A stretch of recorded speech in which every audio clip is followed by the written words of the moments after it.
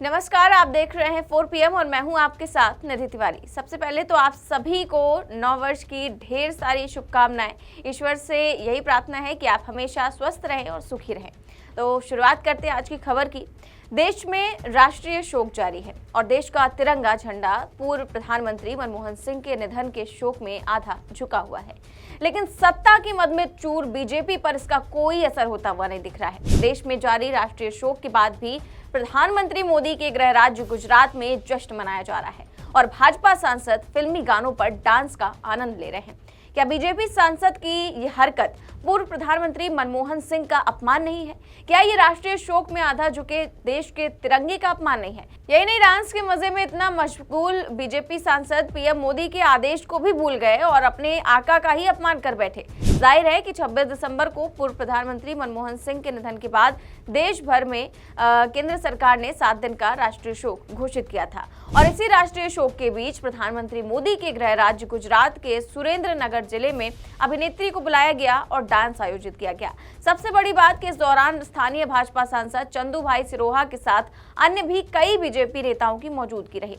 इस डांस का वीडियो सामने आने के बाद अब बीजेपी नेताओं द्वारा राष्ट्रीय शोक और पूर्व प्रधानमंत्री मनमोहन सिंह का अपमान करने की बात कही जा रही है, जिसको लेकर के विवाद शुरू हो गया है। इसको लेकर खबरें भी सामने आई हैं। देखिए, राष्ट्रीय शोक के बीच आज की रात गाने पर एक्ट्रेस ममता सोनी का एक्सपो में डांस, बीजेपी सांसद की मौजूदगी से विवाद। तो वायरल वीडियो में अभिनेत्री ममता सोनी आज की रात सॉन्ग पर डांस करती दिख रही हैं और ये बताया जा रहा है कि इस दौरान बीजेपी सांसद समेत कई भाजपा नेता वहां पर मौजूद थे और डांस का लुत्फ उठा रहे थे। ये पूरा कार्यक्रम 3 दिवसीय ग्लोबल झालावाड़ मेगा एक्सपो 2024 में हो रहा था, जिसका उद्घाटन भी भाजपा सांसद चंदू भाई सिरोहा ने ही किया था। अब इस मामले के सामने आने के बाद से ही ये सवाल उठ रहा है कि जब देश में राष्ट्रीय शोक जारी है और देश का झंडा भी आधा झुका हुआ है, तो फिर ये कार्यक्रम कैसे आयोजित किया गया? और इस कार्यक्रम में बॉलीवुड के गानों पर डांस करवाना और ऐसे कार्यक्रम में बीजेपी सांसद और उनके नेताओं की मौजूदगी होना कई सारे सवाल खड़े करता है। साथ ही ये दिखाता है कि गुजरात में पिछले 26 सालों से सत्ता में बैठी बीजेपी पर इस कदर अहंकार सवार है कि वो देश के तिरंगे तक का सम्मान नहीं कर रही है।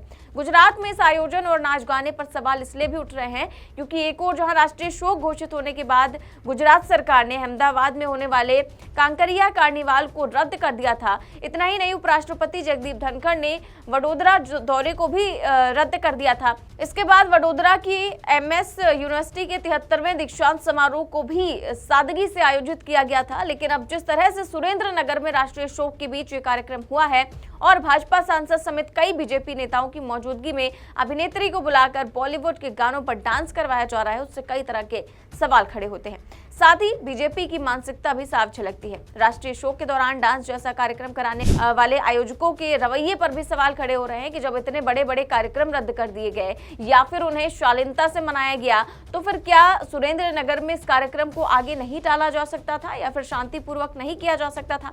या फिर बीजेपी वाले अपने मनोरंजन के नशे में इतना चूर हो गए कि वो देश में जारी राष्ट्रीय शोक को ही भूल गए और पूर्व प्रधानमंत्री मनमोहन सिंह का अपमान करने लग गए? जानकारी ये भी सामने आई है कि आयोजकों ने अभिनेत्री ममता सोनी को बुलाया था, जबकि एक्सपो का उद्घाटन सांसद चंदू भाई सिरोहा ने किया था। इस एक्सपो का आयोजन MP Shah arts and science college में किया गया था। ममता सोनी गुजराती सिनेमा की अभिनेत्री हैं, तो वहीं चंदू भाई सिरोहा पहली बार सांसद चुने गए हैं। एक्सपो में कुछ अन्य मॉडल ने भी फिल्मी गानों पर प्रस्तुति दी। पहले आयोजकों ने एक्सपो का शुभारंभ मुख्यमंत्री भूपेंद्र पटेल के हाथों होने का ऐलान एक प्रेस कॉन्फ्रेंस में किया था, लेकिन बाद में ये बीजेपी सांसद द्वारा किया गया।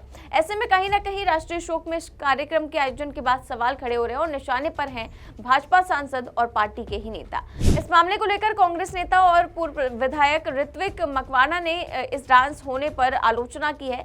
सवाल इसलिए भी उठता है क्योंकि बीजेपी पूर्व प्रधानमंत्री मनमोहन सिंह का लगातार अपमान कर रही है। उनके जीते जी भी पीएम मोदी से लेकर बीजेपी के दिग्गज नेता मनमोहन सिंह पर हमलावर रहे थे। उसके बाद उनके निधन के बाद भी जिस तरह से मोदी सरकार ने पूर्व प्रधानमंत्री का अंतिम संस्कार राजघाट पर न कराकर निगम बोध घाट पर कराया, वो भी बीजेपी की मंशा को दिखाता है। मनमोहन सिंह का कांग्रेस से नाता होने के कारण भी जिस तरह से भाजपा ने एक पूर्व प्रधानमंत्री का अपमान किया है, उसे पूरे देश ने देखा है। इसके बाद स्मारक को लेकर जिस तरह से की घटिया राजनीति मोदी सरकार द्वारा की गई, वो न सिर्फ एक पूर्व प्रधानमंत्री का बल्कि पूरे सिख समुदाय और देश के एक महान सपूत का अपमान है।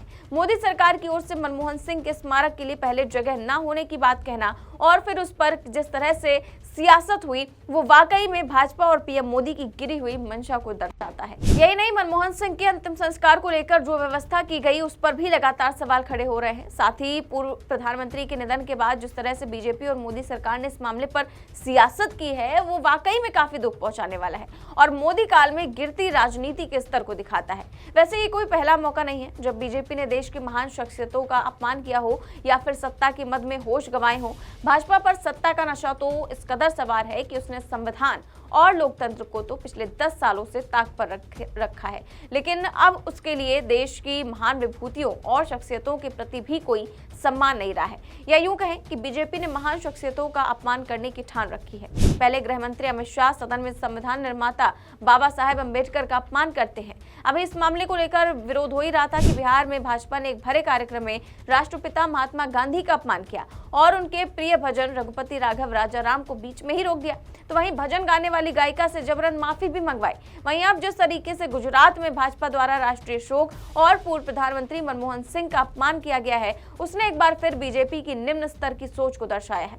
राष्ट्रीय शोक को भूलकर भाजपा सांसद का जश्न मनाना और नाच गाना देखना वाकई में पूरी बीजेपी की मानसिकता को दिखाता है।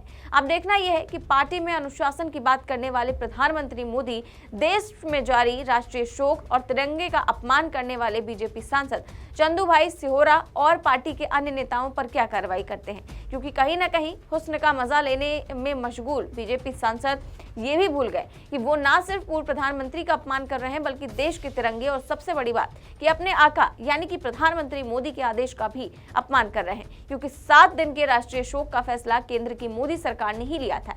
ऐसे में राष्ट्रीय शोक में नाच गाना करना बीजेपी सांसद के लिए मुश्किलें खड़ी कर सकता है, क्योंकि बाबा साहेब अम्बेडकर और राष्ट्रपिता महात्मा गांधी के अपमान को लेकर लगातार आरोपों से घिरी भाजपा और पूर्व प्रधानमंत्री और देश में जारी राष्ट्रीय शोक का अपमान करके फिर से विपक्ष के निशाने पर आ गई है।